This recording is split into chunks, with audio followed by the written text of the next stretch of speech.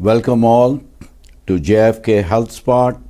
I'm your host, Dr. Kishore Ratkalkar, pulmonary internal medicine physician on staff at JFK Medical Center and Ryan Medical Center, Hackensack Meridian Health Group.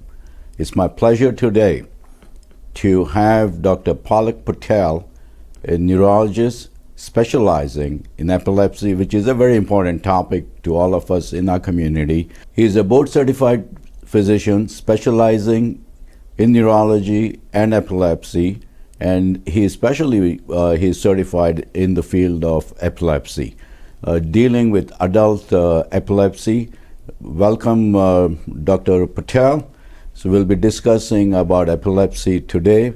As you know, that it's a very common disorder affecting a lot of people all across the board. So can you explain to our viewers what epilepsy is? So epilepsy is a chronic neurological condition that is characterized by long-lasting risk to generate recurrent epileptic seizures.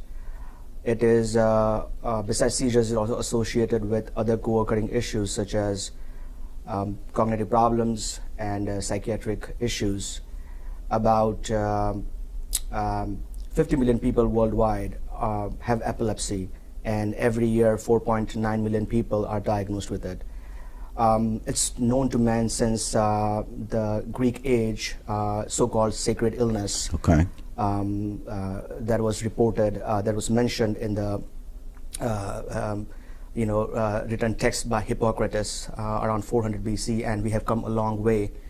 And in the last 2 centuries, there has been a tremendous advancement, and now epilepsy is known as a condition rather than a symptom. Absolutely, absolutely. So having said that, what are the symptoms of epilepsy and seizure disorder? So epilepsy often leads to recurrent seizures. Seizures are the main symptoms of this condition, but besides seizures, a lot of patients experience memory problems. They have psychiatric issues. Depression is very common, along with anxiety. Some patients experience psychosis. However, seizures remain the main symptom, which leads to seeking medical care for most of the patients. Patients also suffer from other psychosocial issues, such as fear of having seizures. They have isolation. Sure. And it also affects their independence. There are a lot of restrictions in their lives. So it is a very important condition that needs medical attention. So separate from having seizures that we all know, epilepsy, but you said something which is very, very significant. That is the psychological impact about their moods, how they are behaving. That is something which is very critical for our viewers to understand, that epilepsy by itself is just not seizures. It comes with all these comorbid or other symptoms that are very important in their daily lives. So it is highly critical that it is diagnosed and treated appropriately, so the sequelae that you're talking about does not happen, and is preventable issue that I request viewers to understand that. And what Dr. Patel said is a very important symptom complex of epilepsy. So let me ask you this. What will I need as a patient, the test that you would recommend once you have seizures or epilepsy? Yeah. So epilepsy is typically diagnosed by the clinical signs and symptoms. However, we do get testing to support our diagnosis. The common testing include an electroencephalogram, short for EEG, and neuroimaging testing such as a CAT scan, MRIs, and other blood testing, depending on the context of presentation of seizures. So electroencephalogram or EEG is a real-time dynamic recording of brain function, where we measure electrical activity of neurons, and it is recorded using electrical wires that are placed in a specific arrangement on the scalp. It is usually done for 30 to 60 minutes, but we have other longer versions of the test, such as an ambulatory EEG, which can be performed at home, typically 24 to 72 hours, and can be done longer, sometimes with video recording. And the other testing can be performed in the hospital, what we call video EEG, that can be performed in a epilepsy monitoring unit. So most of the testing, the screening tests or home testing can be done easily outside the hospital system. Correct, yes. And is it that when you identify something in the home monitoring that you go to the next level of testing? So the testing can be performed based on the frequency of seizures, and it is important to talk to your doctors about it. Sure. And which test is more appropriate for you. Okay. But typically, when we want to capture certain events that are concerning to patients, which could be seizures or other things, we do longer testing. Okay. And longer testing also allows us to record sleep states, which is a very important state where we see abnormalities on the EEG that we are not able to pick up on a short or a routine EEG. Okay, great. So we'll continue our discussion after a short break with Dr. Palak Patel. I did not introduce you properly. My apologies. He's also assistant professor of neurology at Hackensack Medical School. Highly trained and highly accomplished physician. Thank you. Thanks for the kind introduction.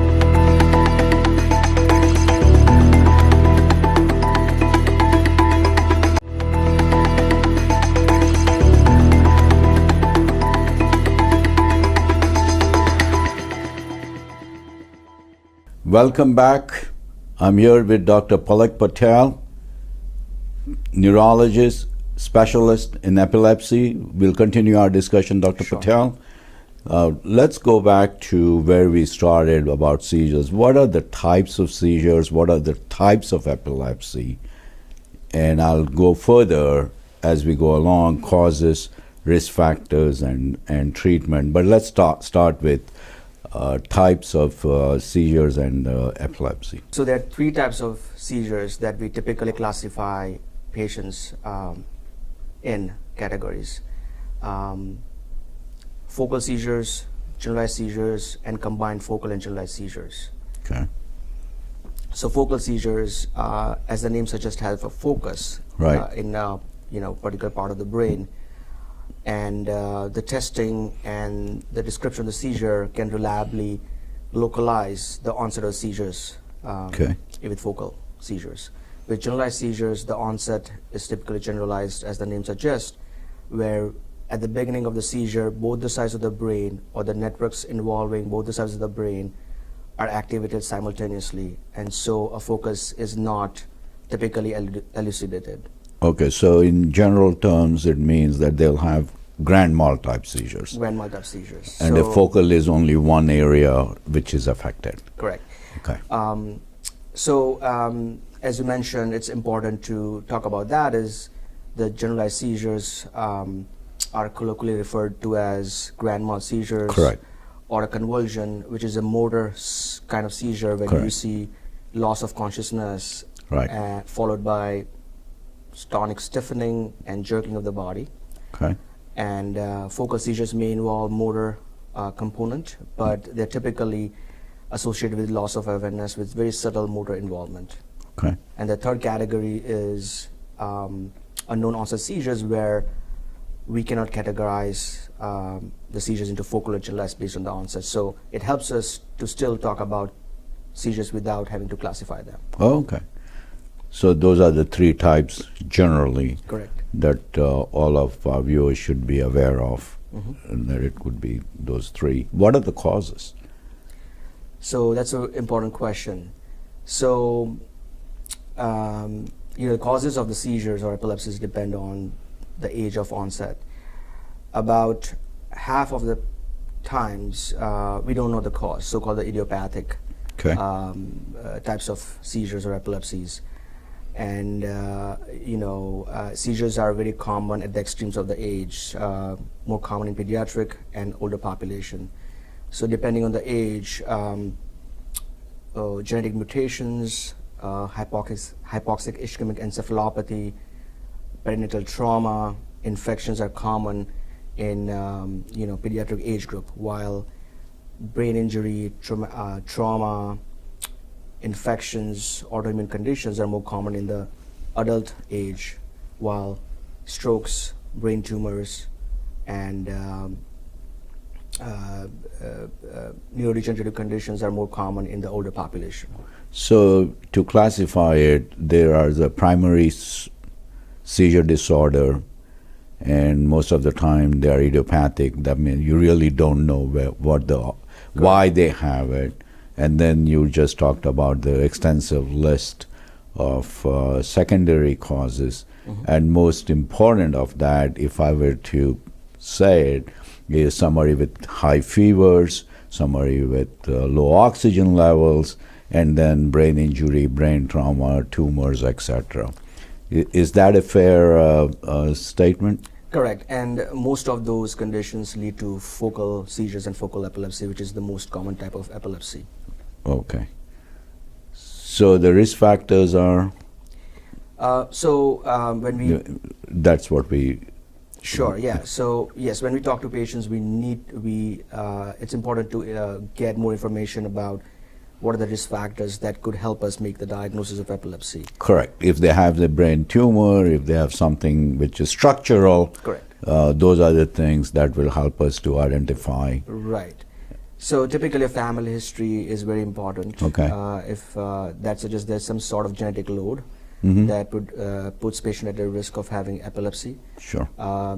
Again, febrile convulsions or the febrile seizures that you mentioned, any sort of brain trauma, infections of the brain, neurodevelopmental disorders like autism and intellectual disability are also associated with high risk of having epilepsy.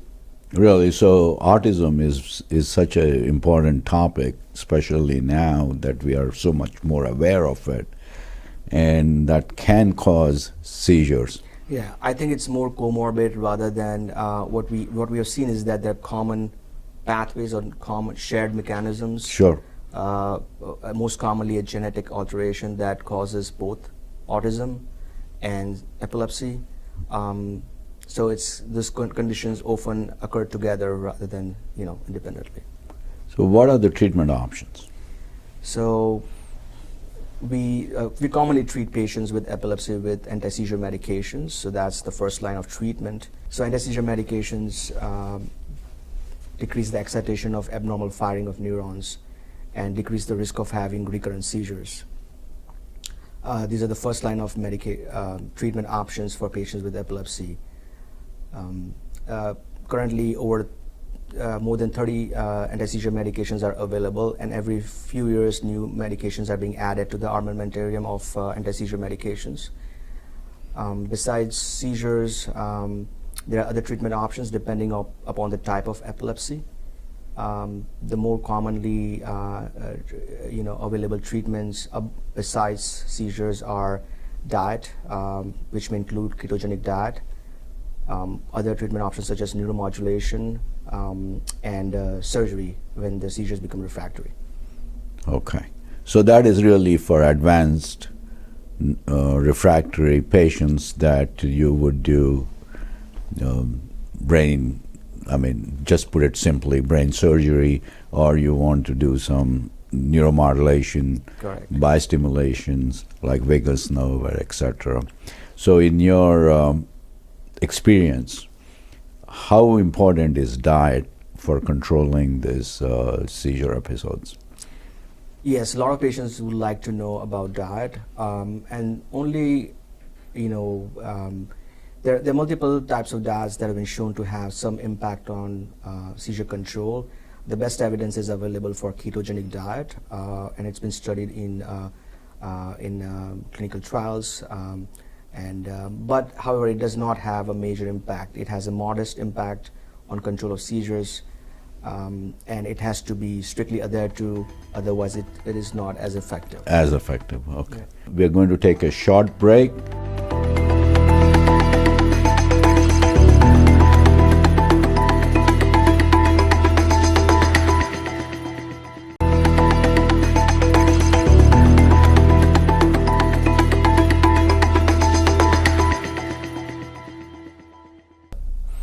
Welcome back to our episode.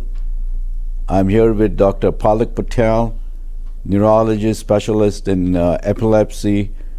As we have discussed in the last two segments about causes, about types, now I'm going to ask Dr. Patel the most important thing, which is pregnancy and epilepsy. Sure. Can you explain to our viewers pregnancy and epilepsy and those who already have seizure disorders and who want to get pregnant and who are on medications? Sure. So this is an important topic. We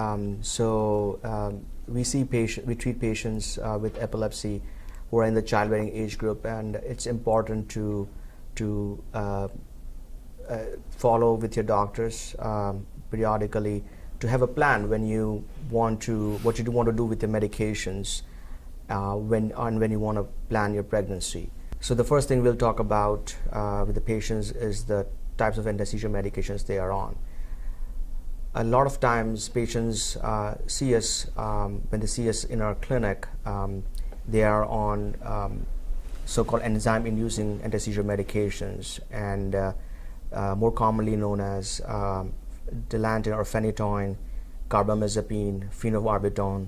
These are first-generation medications Sure. that we often don't use anymore. Okay. And such medications should be avoided. Okay. There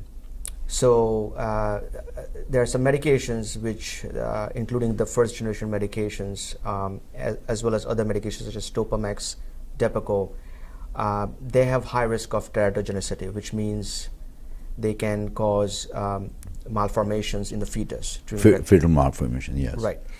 And we would like to avoid those medications if we can.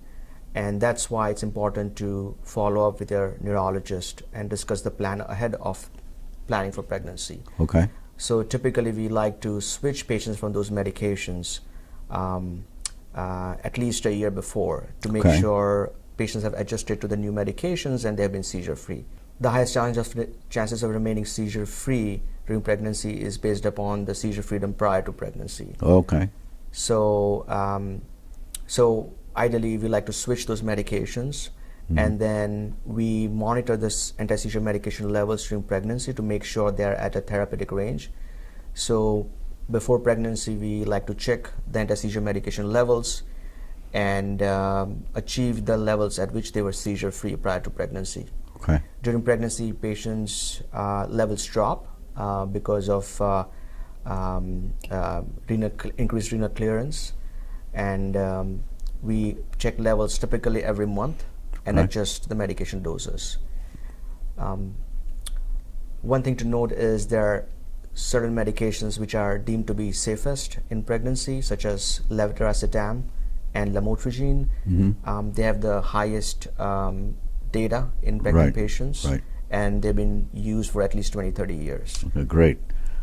So I think it's important to understand that there are good medicines, safe medicines for all the patients who have seizure disorder and who happen to be pregnant. That's the key, and it's very important. And you should be following up with a neurologist, especially who is trained in epilepsy. And when you're pregnant, I would strongly suggest that you should take their consultation. Dr. Patel, we talked about pregnancy and epilepsy. There's for our general population. Can I drive if I have seizure disorder? That's a very common question. So it depends. You have to have this discussion with your neurologist and epileptologist who is treating you for your epilepsy. So every state has laws in the Okay. US, how much, when the patients should hold off on driving and when they can restart driving, Okay. depending on the frequency of the seizures or the duration of the seizure freedom. So I'll talk about New Jersey since we're Okay. here. Yeah. So in New Jersey, there's a DMV law that you cannot drive for 6 months after the last seizure. Okay. Typically, that's a law for patients who have recurrent seizures or who have epilepsy. But there are also other conditions where you should refrain from driving, such as if you have frequent fainting spells because of medical conditions, Right. You should not syncope or drive. fainting spells that are very common. And there are other neurological conditions one should be mindful of too. Okay. So the doctor can help you make a decision about when to drive, but typically, as the law suggests, we have to wait for 6 months after the last seizure to go back to driving. Okay. Thank you for that. Will I need this anti-seizure medications for rest of my life? This is a very good question, and it also goes into the discussion about when to come off the medication, when is a good time. And the data or the research studies that we have, they don't provide us a good guideline or information about when to do that. Okay. But typically we wait after we have achieved seizure control, at least 2 years, 2 to 3 years. Okay. I also review whether they had an abnormal EEG or an abnormal MRI. Okay. And if those are normal, then the chances of seizure freedom are higher. Okay. Great. Yeah. Thank you for that. So it's very important, if you have any questions about epilepsy and seizures, please email us. Dr. Patel will be very happy to give you the answers, and I'll have those answers for you during our next episode. Thank you for joining us. I hope it was helpful to each one of you, and please reach out to us if you have any questions about today's episode. Thank you for watching.